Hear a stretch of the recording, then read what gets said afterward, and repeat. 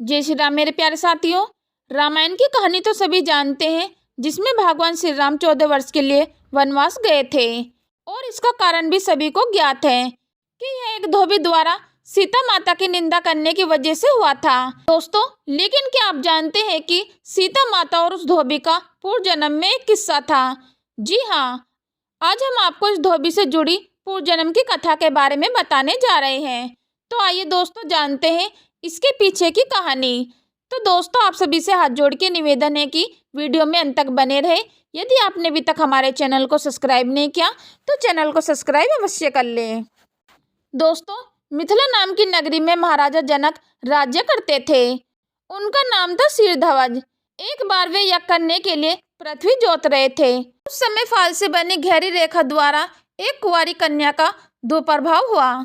रति से भी सुंदर कन्या को देखकर राजा को बड़ी प्रशंसा हुई और उन्होंने उस कन्या का नाम सीता रख दिया।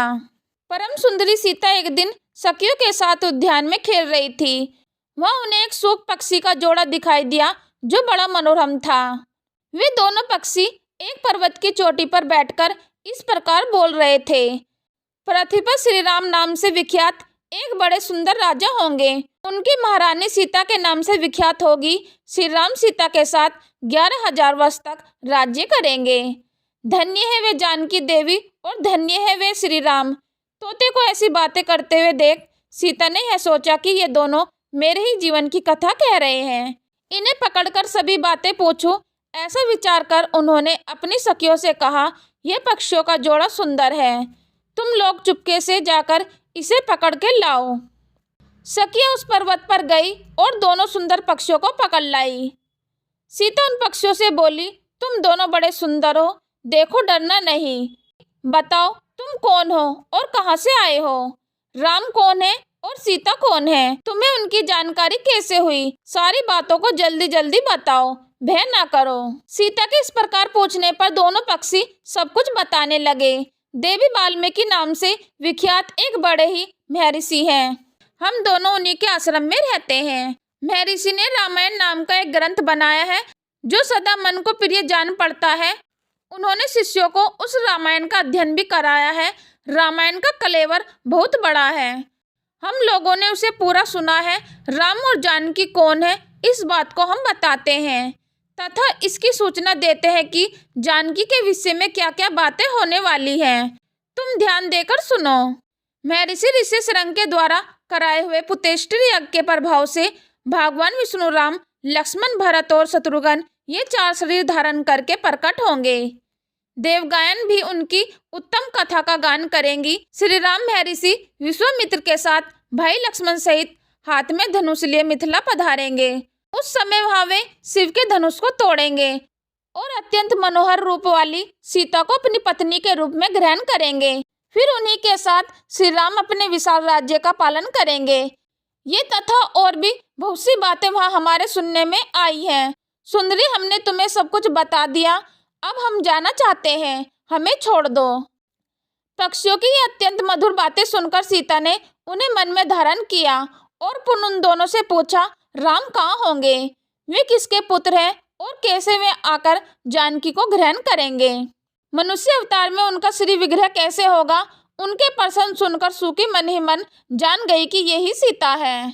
उन्हें पहचान कर वह सामने आकर उनके चरणों पर गिर पड़ी और बोली, श्री रामचंद्र का मुख कमल की कली के समान सुंदर होगा, नेत्र बड़े बड़े खिले हुए, नासिका ऊंची पतली और मोहिनी होंगी, भुजाएं घुटनों तक, गाल शंख के समान होगा, वक्ष स्थल उत्तम व चौड़ा होगा, उसमें श्री वत्स का चिन्ह होगा। श्री राम ऐसे ही मनोहर रूप धारण करने वाले हैं। मैं उनका क्या वर्णन कर सकती हूँ, जिसके 100 मुख है, वह भी उनके गुणों का बखान नहीं कर सकता। फिर हमारे जैसे पक्षी की क्या बिसात है। वे जानकी देवी धन्य जो शीघ्र रघुनाथ जी के साथ हजारों वर्ष तक प्रसन्नता पूर्वक विहार करेंगी। परंतु सुंदरी, तुम कौन हो? पक्षियों की बातें सुनकर सीता अपने जन्म की चर्चा करते हुए बोली, जिसे तुम लोग जानकी कह रहे हो वह जनक की पुत्री मैं ही हूँ। श्री राम जब यहाँ आकर मुझे स्वीकार करेंगे तब मैं तुम दोनों को छोड़ूंगी। तुम इच्छा अनुसार खेलते हुए मेरे घर में सुख से रहोगे। यह सुनकर सूकी ने जानकी से कहा, सांध्वी, हम वन के पक्षी हैं, हमें तुम्हारे घर में सुख नहीं मिलेगा। मैं गर्भिणी हूँ, अपने स्थान जाकर बच्चे पैदा करूंगी, उसके बाद फिर यहाँ आ जाऊंगी। दोस्तों, उसके ऐसा कहने पर भी सीता ने उसे नहीं छोड़ा। तब उसके पति ने कहा, सीता मेरी भार्या को छोड़ दो, यह गर्भिणी है, जब यह बच्चों को जन्म दे लेगी तब इसे लेकर फिर तुम्हारे पास आ जाऊंगा। तोते के ऐसा कहने पर जानकी ने कहा, महामते तुम आराम से जा सकते हो, मगर यह मेरा प्रिय करने वाली है, मैं इसे अपने पास बड़े सुख से रखूंगी। दोस्तों, जब सीता ने उस सुकी को छोड़ने से मना कर दिया तब वह पक्षी अत्यंत दुखी हो गया। उसने करुण युक्त वाणी में कहा, योगी लोग जो बातें करते हैं वह सत्य ही है, किसी से कुछ न कहे, मौन होकर रहे, नहीं तो उन्मत्त प्राणी अपने वचन रूपी दोष के कारण ही बंधन में पड़ता है। यदि हम इस पर्वत के ऊपर बैठकर वार्तालाप नहीं करते होते तो हमारे लिए बंधन कैसे प्राप्त होता, इसलिए मौन ही रहना चाहिए।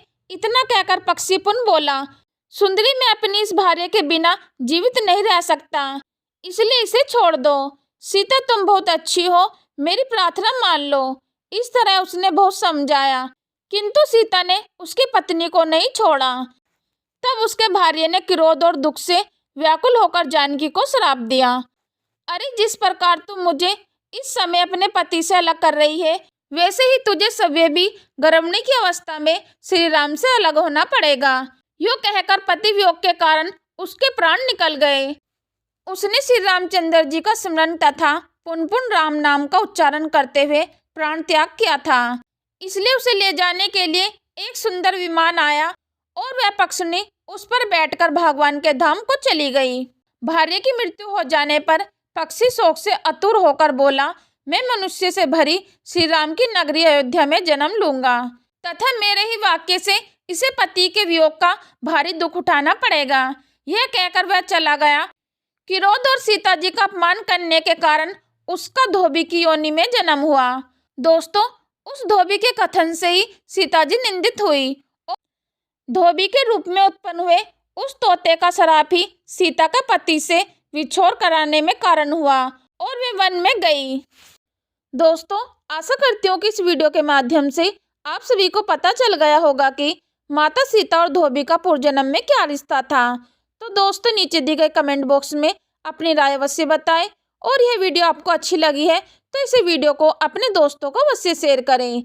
यदि दोस्तों आपने अभी तक हमारे चैनल को सब्सक्राइब नहीं किया तो चैनल को सब्सक्राइब और वीडियो को लाइक कमेंट अवश्य कर दें। दोस्तों, अपना कीमती समय हमारी इस वीडियो को देने के लिए आप सभी का तहे दिल से धन्यवाद।